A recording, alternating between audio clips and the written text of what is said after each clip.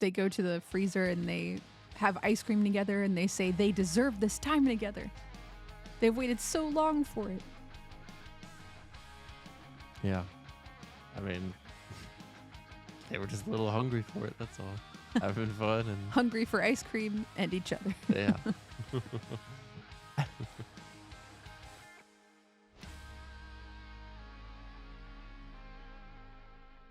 Welcome back to another episode of A Fine Podcast with your host, Amanda, and Joseph. we're so excited to be back here reviewing season 1, episode 10. And we just wanted to talk a little bit about our social media platforms and also our visual platforms. So if you're listening to us on audio, we're also visual on YouTube. Yes, we have all the places that you can get your podcast available. We've got it there, and YouTube as well. So yes, if you prefer to listen to us on the go, come find us on one of those audio listening platforms for our podcast. We're there. Or if you prefer to watch us in real time, interact with each other, one-on-one, husband and wife talking about the nanny, put a visual, put a face to our names. Search us up, A Fine Podcast. yes, do that. What do you prefer when you're listening to podcasts, visual or audio? If you had to pick one. I guess a visual would be nice. Put a face to the voice. Yes. I prefer that too, unless I'm trying to go to sleep and listening to something that way. So, Yeah, your eyes are trying to be closed at that point. So yes. I guess it also depends what time of day and what you're doing while you're listening. yeah. So also, when we mention our social media platforms, we'd love to have a conversation with you all, comment on some things that you want to hear us talk about on this podcast, about the nanny, about specific episodes that we're doing. So find us on Instagram, X, Twitter. Do you call it X or Twitter now? I mean, it's X, so Well, X with parentheses, formerly Twitter. yes, there we go. Find us on Facebook. PC, as CC would call it. Yes, that's right. And also you can find us on TikTok. So today we're reviewing season 1, episode 10, The Nanny-In-Law. Yes, this is where we get to meet Max's nanny when he was a young lad. So Yes. we will see what she was all about. So quick synopsis. When Maxwell's childhood nanny visits Nanny Mueller, she is appalled by Fran's unique childcare methods. So we are going to see how their two methods differ and clash. Yes, we will see a old versus new methodology. All right, so diving into scene 1, we have Fran and Niles in the living room, and they are talking about the excitement they have for Nanny Mueller to show back up. Yes, she will be arriving shortly. They are doing their last minute preparations, anticipating her arrival, and then she comes. Yes, so Fran says, I'm so excited we're going to meet Mr. Sheffield's nanny. He must have been so cute as a baby. And his little pram with his silver pacifier and his little 3-piece diaper. Like a fancy baby. Yeah. But, I don't know, I mean, diapers are almost a 3-piece thing. You do the one, and then you do the other, and then you do the other. So what's like the fancy third piece? You put the flap, you put the strap, and then voila, you've got the diaper. So it's a 3-piece diaper. But did Maxwell have like gold diapers? Maybe. Gold diapers and silver pacifiers. So then Niles says, oh, he was such a little stinker. I remember his first word. What was his first word? Niles. Niles, get over here. Yeah. Well, it was funny, too, because I noticed when he screamed this, the gain was through the roof. Or like even the mic was not picking it up. So that was, he was like really... He said it pretty really well. laying into it. Yeah. So just as he's saying that, Maxwell comes down the stairs screaming Niles, just like he did as a young lad. Which means, so wasn't Maxwell's, or no, never mind. Wasn't Niles' father the butler? Yeah, Niles' father's was the butler to Max's father. And then Niles became the butler. To Max. I wonder at what age.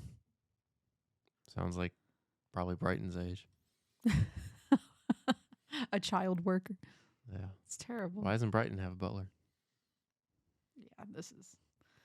I guess because Niles did not produce children, but which means the lineage of the family tradition here stops with them. For now. Unless Niles gets together with somebody. Yeah. So everyone's really nervous, anticipating her arrival, and then the doorbell rings, and Maxwell says, "Niles, that's the doorbell." And Niles says, "Oh, sir, I'd just be lost without you."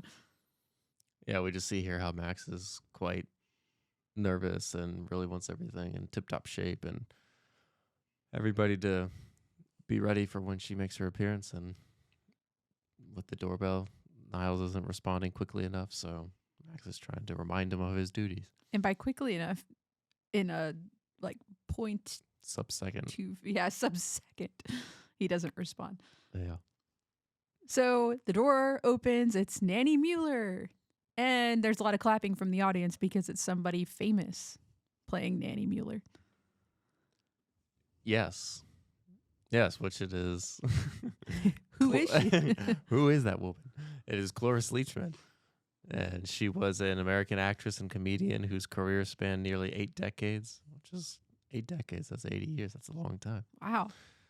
She won many accolades, including 8 Primetime Emmy Awards from 22 nominations, making her the most nominated, along with Julia Louis-Dreyfus. I'm sorry if I'm mispronouncing that, but Dreyfus, who was the most awarded performer in Emmy history. Wow. She's number 2. Wow. Okay, so no wonder why she got all that applause. We're actually tied. Tied Yeah. together, yeah. So Mueller comes in and she says, "Oh, Maxwell, mein Liebchen," which means a person who is very dear to another. In German, right? Yes. So I guess she's German. It's a term of endearment. Oh.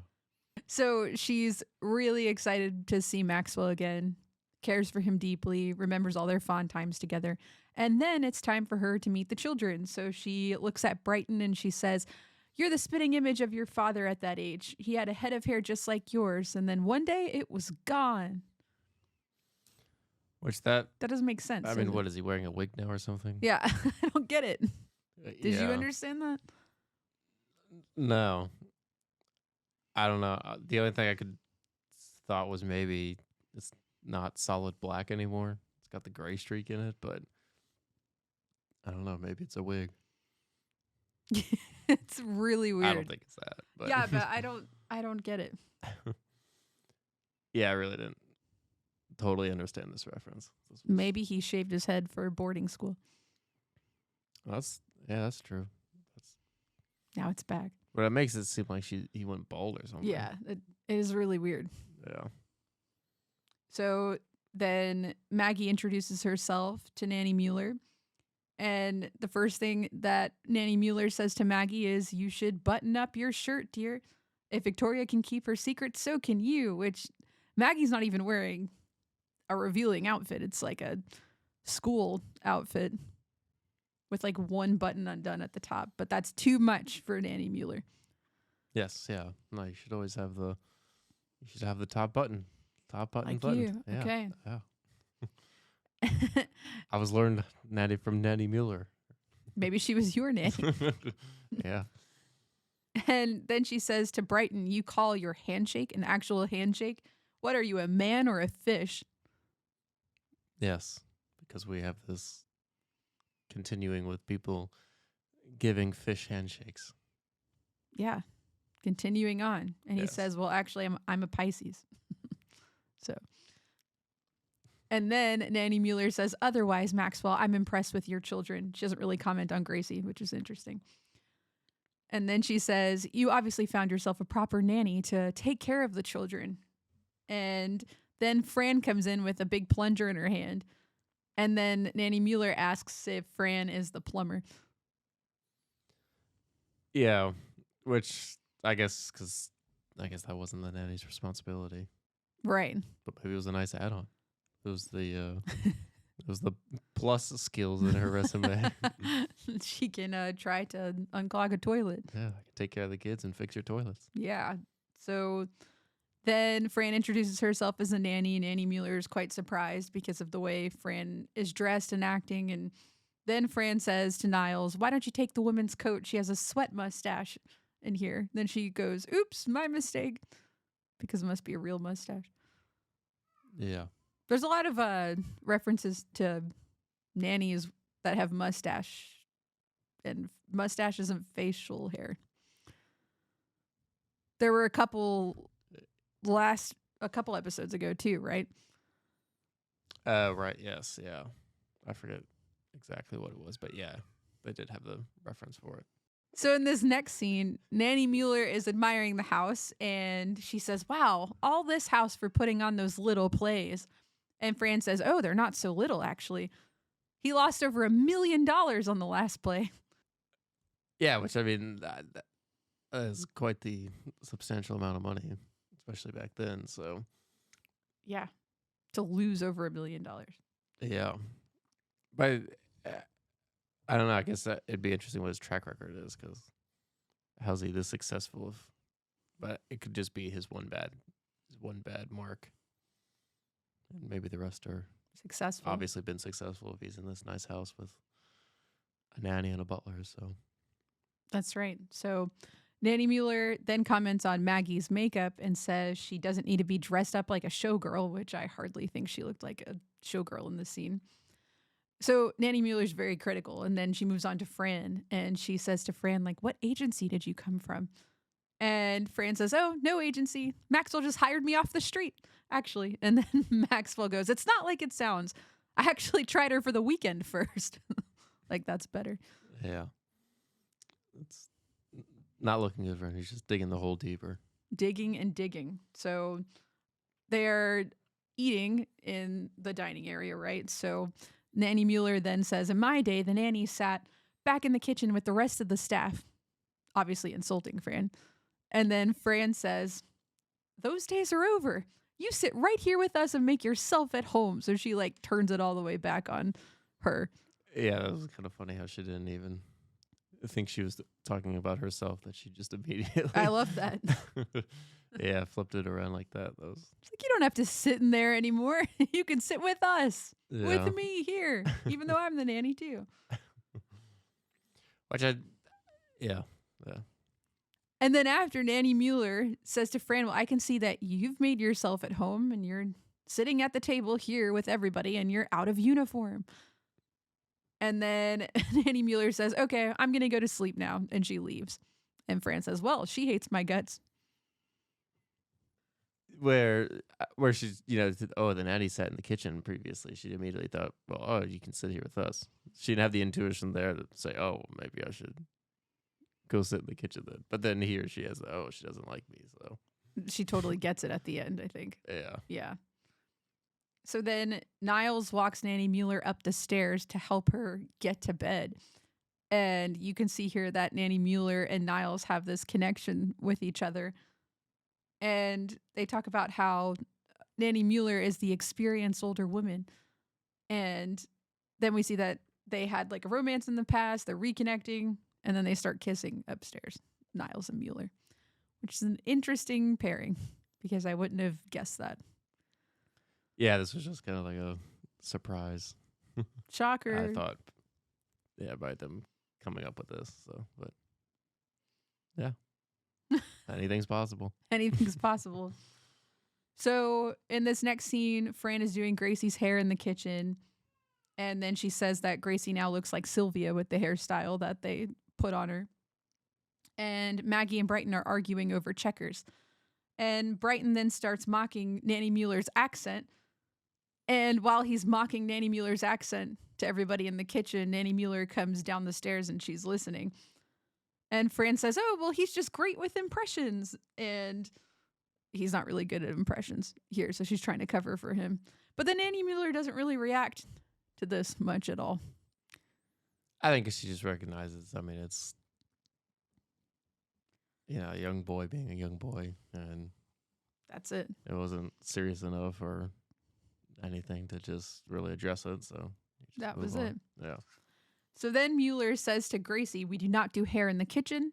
She turns to Brighton and scolds him for eating sweets between meals. And then Mueller says that Brighton reminds her of Max at this age. And she shipped him straight to boarding school. So my question is, who did Nanny Mueller really take care of if Maxwell got shipped straight to boarding school as soon as he started acting in a way that she didn't like? Well, she visited him at boarding school then. Yeah, I'm sure she did. And took care of him there. I had a huge question mark about that one. Yeah, that's how it is. So what did she do to stay employed at that time? She visited him. Right. Boarding she either school, walked or she drove to his boarding school. To do what? They have people that take care of them. To make sure he was still being set straight. Okay. Yep. Makes no sense. In this next scene, Cece is talking to her mom on the phone, and she says she's worried that her mom is going to give her inheritance to a gigolo. And we then learn that Cece's mom, her name is Bibi, and then her sister calls, and her name is Dee Dee. Yeah, so we have BB, CC, and DD. Yep. Yeah, I thought this was really clever how they just played along with the whole family basically just has the initials. And all in like alphabetical order too, if Cece's the older sister here too. Yes. Yeah, I didn't even think about that. So maybe that's on purpose. Right. So then Fran busts in to the office and says to Maxwell she needs to talk. There's a bunch of differences between her and Nanny Mueller. And Max says that Fran should take advantage of Nanny Mueller's visit. She should take some tips from an old pro. And Fran says, well, who is she? Arnold Palmer? Yeah, so Arnold Palmer, he was obviously one of the best or most greatest known golfers of all time. I have here that he is highly regarded. He's one of the greatest and most charismatic players in sports history of golf. And dating back to 1955, he won numerous events on both the PGA Tour and the circuit, now known as PGA Tour champions. Congratulations, Arnold Palmer. He also has a drink named after himself. Yes, the Arnold Palmer tea. That's the only thing I knew about him at the start of this. I figured that. Cece then says, is Nanny Mueller giving Fran a run for her money here? And then she talks about how Nanny Mueller, she really likes her because she reminds her of her nanny, Bobo. And then Fran says, were all you blue bloods raised by nannies? What were your parents doing back then? And then Cece and Maxwell look perplexed and they're like, I really don't know. Not sure. I had bigger and better things to do, obviously. Then take care of their children. So basically they had children and then never saw them again. I guess it would be probably the career. I mean, most likely Max gets his drive for his career probably from his father, and Cece could be the same way. But Maxwell isn't like 100% absent in his children's life. Yeah, but I mean, you don't know. I mean, it sounds like his dad was never there. I didn't think that. That was the feeling I got. I didn't think that. So then Nanny Mueller pops in and she's showing off what she's done with the children so far, and they all come in matching sailor uniforms. And the children all look miserable doing this. Yeah, I mean, the sailor outfits, I don't know what really sparked the creation for the sailor outfits, or like what reference they really came with that. That kind of came out of left field for me. They didn't even, It's just like to dress up the children and make them look like some formality. Right. Yeah. So in this next scene, Fran is at the park talking to the other nannies. And it's kind of interesting. She has a group of nannies to talk to about her daily life. And then Lupe, the nanny, starts talking about her husband of 20 years cheating on her, which is a pretty big deal. And Fran can only talk about how annoying that Nanny Mueller is, and she completely talks over her. What did you think about that? How Fran can't focus on anything else except her own problems here. Yeah, I mean, she's clearly, because I think probably Fran is starting to maybe take this more personal at this point, or either that or she's just so concerned for the way Max was brought up that she doesn't want them to go through the same thing, maybe, or obviously it's weighing on her quite heavily. So it's all she can focus on. And she says that she even thinks that Nanny Mueller says she should wear a uniform. Isn't that crazy? And then all the nannies like show that they're all wearing uniforms that she's currently talking to. So I think this is when she realizes, oh, maybe I should try some of these things to become more like a proper nanny here. Because then I think another nanny comes in and she starts talking about how a previous nanny came in and then she was out of a job after that too. So Fran does not want to be out of a job. So I think she starts rethinking things here at this point. Well, and I think too, these other nannies are kind of the conventional way of doing things, and when she kind of sees everybody else, and these are, I guess, at least probably more so of friends for her, that she's kind of the oddball sticking out. Maybe she's the one who's not seeing things correctly. So I think this kind of sparks her to maybe take some of Nanny Mueller's advice and maybe try things the old-fashioned way. That's right. So in this next scene, we're at dinner and Cece is there. She joined the gang to hang out with Nanny Mueller. And Mueller is talking about old stories involving Maxwell being very small and running around naked. And Brighton says, that's all I really wanted to know about Dad. Thanks. And then Cece says how great dinner is because Fran isn't there yet. And then Fran pops in full-blown uniform. What'd you think about Fran's take on a nanny's uniform in this scene? Yeah, I mean, it's definitely takes everyone off guard, takes by everyone off guard, and I think she kind of looked like a nurse a little bit. Yeah, so I mean, I thought this outfit I didn't think it really even kind of resembled a true nanny outfit, but I guess I've never seen a nanny outfit, so. Yeah, I don't know what they're supposed to look like. But yeah, I mean, I don't know. I guess it looked more of like a 1950s nurse outfit or something like that. Yeah, that's what I thought. So then Fran takes her dinner in the kitchen. She says, I need to go eat in here where a proper nanny eats. And then Cece tells Mueller, wow, what you've done with her is just amazing. And then Mueller says, that's nothing. I've had a dog that gave me more trouble before, which is a pretty insulting comparison that Maxwell points out. Yeah, well, this is where I think Max also kind of starts, because he's also been this whole episode a little more defensive for Nanny Mueller, and she took care of him, so he has a respect for her. But then he does kind of see here maybe she's being a little too offensive with things, and she's trying to insult Fran. Max knows how well Fran has been taking care of his family, and the results have been positive. So I don't think he really condones or disagrees with Fran's methods. So since Nanny Mueller is kind of attacking it here, this is where he takes more personal interest in it. When Nanny Mueller compares Fran to a dog and Maxwell gets defensive over this, I think this could count as a Dapper Daddy's dating tobacco moment? I think so. I think so as well. Because he's defensive. It's his tobacco. Dapper Daddy's dating tobaccos. He really cares. Yes.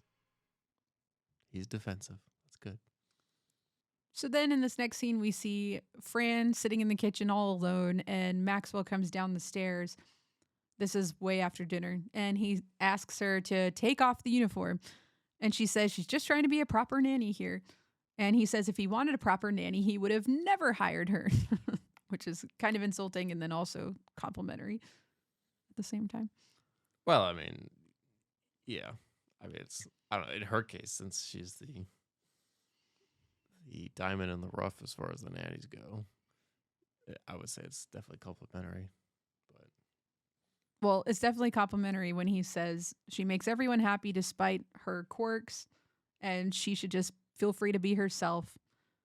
And then he says, Maxwell, And then he says, Nanny Mueller really has turned the house upside down here.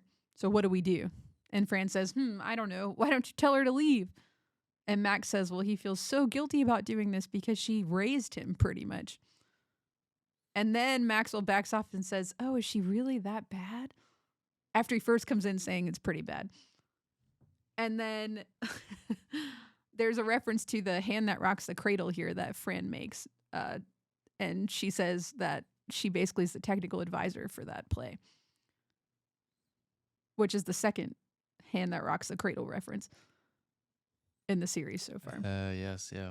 They like going with that one. Yep. So that's the movie. Wasn't it a movie? I think it was a movie. Yeah. That was the movie about the nanny that came in for a specific family. And then she tries to seduce the family's husband and eventually murders a woman there too. So bad movie. Yeah. I don't know if Nanny Mueller is that bad, but okay. I don't think so. I mean, she's trying to seduce the butler. his butler rather than the husband, if anything. So. And then as Max and Fran are talking, they can hear Nanny Mueller and Niles going crazy, and they come running into the kitchen. So then Fran and Maxwell hide in that little butler's pantry area while they're in the kitchen, and they're all going crazy with each other. And they're spying on it. Well, they're just like running around in the kitchen. They're acting like little children, kind of just having fun in the middle of the night. But this is where Max and Fran as well also see that obviously they have more of a connection than what they probably assumed beforehand. So yes, they're shocked. Yeah. But now it's dirt against them, but they actually don't do anything with it. But yeah. But it's knowledge. So, knowledge is power. That's true. They go to the freezer and they have ice cream together and they say they deserve this time together. They've waited so long for it. Yeah. I mean, they were just a little hungry for it. That's all. Having fun and hungry for ice cream and each other. Yeah. So in this next scene, we're at breakfast. I feel like all the scenes start with like breakfast, lunch, like food. It's always a good time to shoot a scene when you're eating. There we go. That's when the family would be together. So Fran and Max are there, and then Niles looks exhausted because we can tell here he probably stayed up all night with Nanny Mueller. And then Nanny Mueller comes in, and she actually doesn't look bad. But Niles, it took everything out of him. Yeah. I don't know. Maybe she's a night owl and she's used to it or something. But Niles is not, clearly. So can't keep up. So Fran says she kept hearing things go bump throughout the night, and neither one of them said anything to this. And Mueller then says she sees Fran at the table here, out of uniform. She's shocked by this. And Mueller says to Maxwell, why don't you have a word with her? In other words, why don't you like scold her for this? She should not be sitting at the table and she should not be out of uniform. And then Fran says, actually, I think Max wants a word with you. And then before Max can be honest and ask her to leave, as they agreed upon, Mueller goes on and on about a story in which she saved Maxwell's life when he was a young lad. He was, I think, drowning. Yeah, this was kind of weird. It's like pulling a life saves your life moment, I guess. But to avoid the inevitable. Yeah.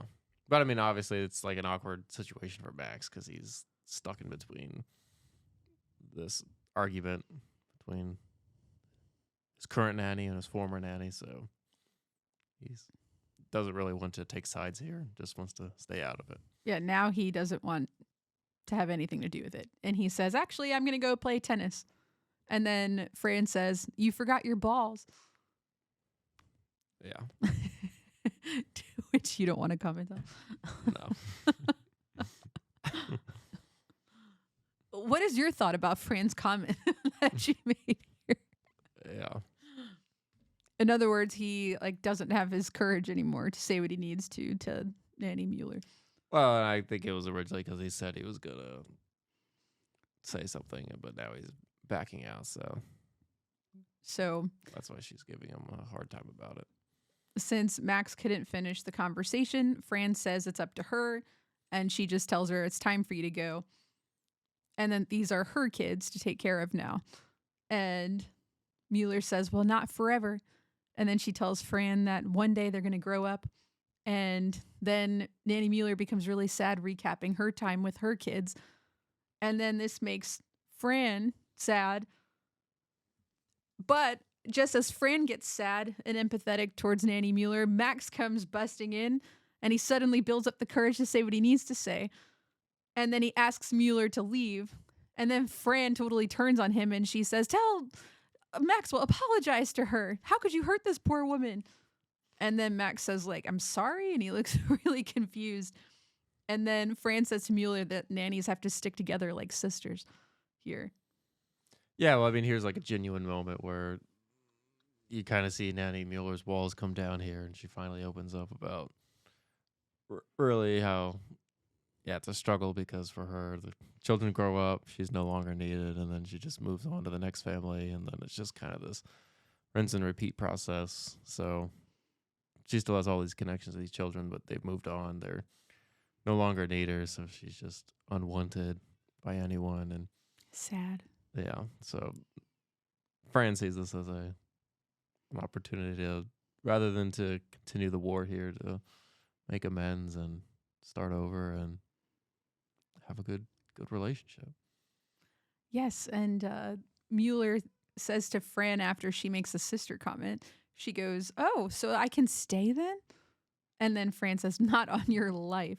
So it's not enough to get her to stay a moment longer. Right. She needs to get out. Yeah, which is still pretty sad. Get out, Yeah. essentially.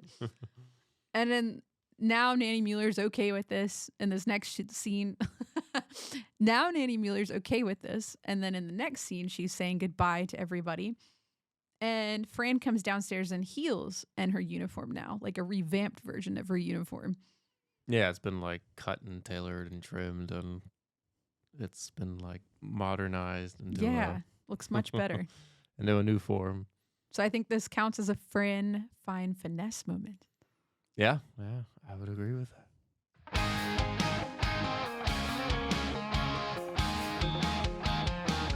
Fran finds finesse.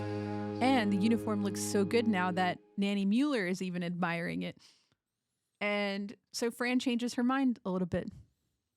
Yeah, well, and I think too, partly from the last scene, they're kind of more of a friendship level now, so she's open to the idea and new ways of thinking. Yeah. Too. So yeah, they hit it off, and they're nesties, besties for nannies. Nesties. Well, that's a good way to end the whole visit. At least it ended on a positive note there. And now she's off to go see Cece's mom, and they're going to go travel to Japan together. And Cece's going to take her there. Yeah, well, and this is where she finds her. She can take care of her, and Cece's mother won't leave because Nanny Mueller will have to take care of her until her passing. So, so it's kind of on the opposite side of the spectrum now. I thought she was just going to have fun, not take care of her. Oh, I thought it was like she was like going to be the nanny for her mother, make it like a. I thought it was like a fun elderly trip they were caretaker. going on together to Japan. Oh no, I took it as like she was caretaking for her mom. Oh my goodness, I didn't see it like that. Oh. Maybe. Yeah. What did you think of it? Let us know. Yeah, please. Was it just a fun trip with a pal, or does Cece's mom live in Japan and she was going to permanently take care of her? Yeah, was it a sealed deal forever? I really, that's interesting. And then we see Niles sleeping at the door. He's sleeping standing up. He's so tired. Right. At this point. Which, I mean, he must have like gotten no sleep. This was a pretty eventful night. All night, yeah. No, yeah, that's all. But also, Fran says it was a good idea of Fran's to put Mueller and Cece's mom together. So I guess Fran hatched that idea. And then Fran says, okay, I got to go change out of this uniform. And Maxwell says, oh, there's no rush. Which is kind of inappropriate for a boss to say that. Yeah, that's true. But yeah, what'd you think about that comment? I mean, yeah, just like the previous episode, they're starting. You gotta keep it strictly business. Yes, but you can see that she's more than just a nanny to him. Yes, yeah. We see a little bit more of that tension building up. So yeah. So with that, I think we're ready for our recap. Yes, recap. Let's put this all together. These moments are forever. So Maxwell's old nanny comes to stay at the home. Me should like. I've already forgot. Me should shape. I forgot it already.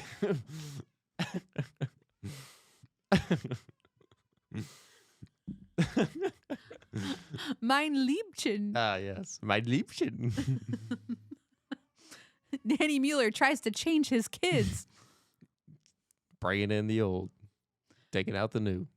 Nanny Mueller tries to change Fran. I'm a change Jabba-Dooba. Max encourages Fran to model behavior from Nanny Mueller herself.